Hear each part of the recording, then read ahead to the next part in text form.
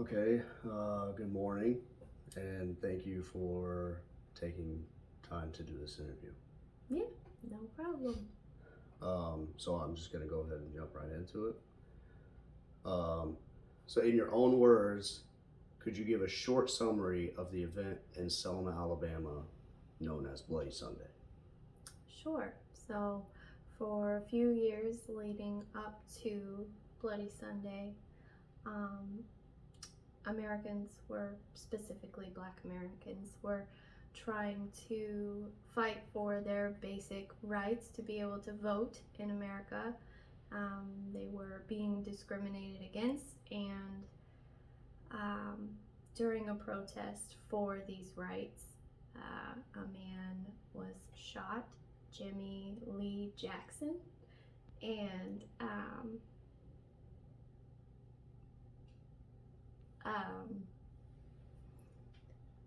he died, and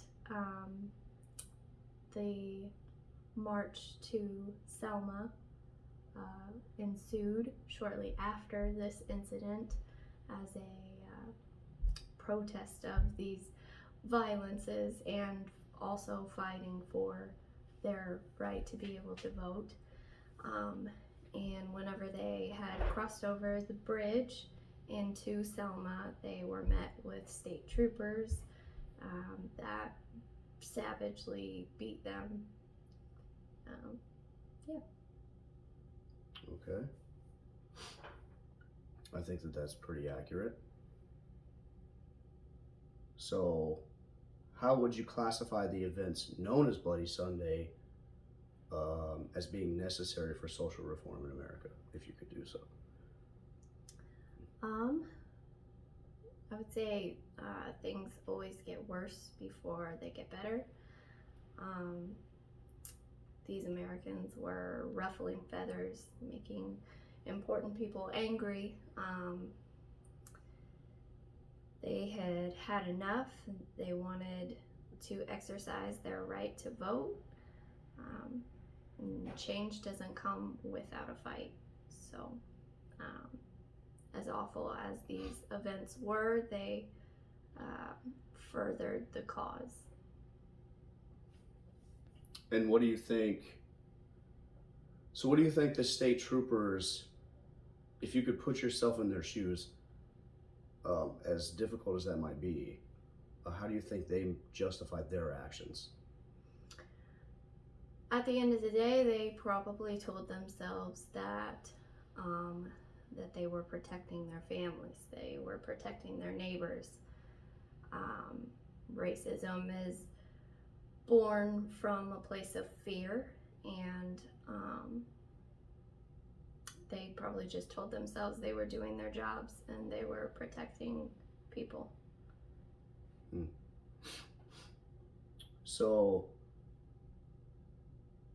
you kind of mentioned it in the summary, but in 2010, there was a state trooper. I'm not going to say his name, but he pleaded guilty to killing a protester. He shot him, and the shooting occurred in 1965. Yet he didn't go on trial until early 2000s, and he eventually pleaded guilty. Would you consider that justice? It's difficult to say. I think that I think that yes, it probably is justice, even though he probably felt like he was doing the right thing. He probably felt like he justified it in his own mind of, I'm protecting my family, I'm protecting my neighbors from these people that he sees as invaders. But um, even though something is widely accepted as being okay, we're still supposed to have some sense of moral compass that we're just born with as uh, God created creatures, and He did not act with any sense of morality in that instance. C.S. Lewis called it Tao. It's kind of the same thing. So shortly thereafter, 2 weeks after 2 weeks after the events known as Bloody Sunday, Martin Luther King organized a march. And yeah, so it organized a march onto Selma that people would say was maybe just for show. But what do you think about that march? Do you think maybe it was reckless, or was it necessary? Well, so the definition of reckless is that you're doing something without thought of the consequences. I think that they knew full well the potential consequences of their actions, and they made a decision that the outcome, the cause that they were trying to further was greater than the possibility of dying or being seriously harmed. So then they felt it was necessary. Yes. Okay, so how is the outcome of these events and just the history of these events? How do you think they would be considered relevant today? I think these events are still relevant today because Americans have to remember the ways that people before them have fought and even died for the freedoms that we sometimes take for granted today. We must never let our freedoms be infringed upon, and events like this remind us that as Americans, when we stand together, we're stronger than any corruption or evil. So that being said, in current time, then, how could a President Johnson have been more involved or maybe more proactive in the prevention of the atrocity that took place? So I can't remember the name of the act, the Voters' Rights Act that he passed shortly after. I think it was a week after the march to Selma. But perhaps maybe, of course that was the right thing to do, to pass this act so that these southern states would stop infringing upon Black Americans' rights to vote, but perhaps that could have been done sooner.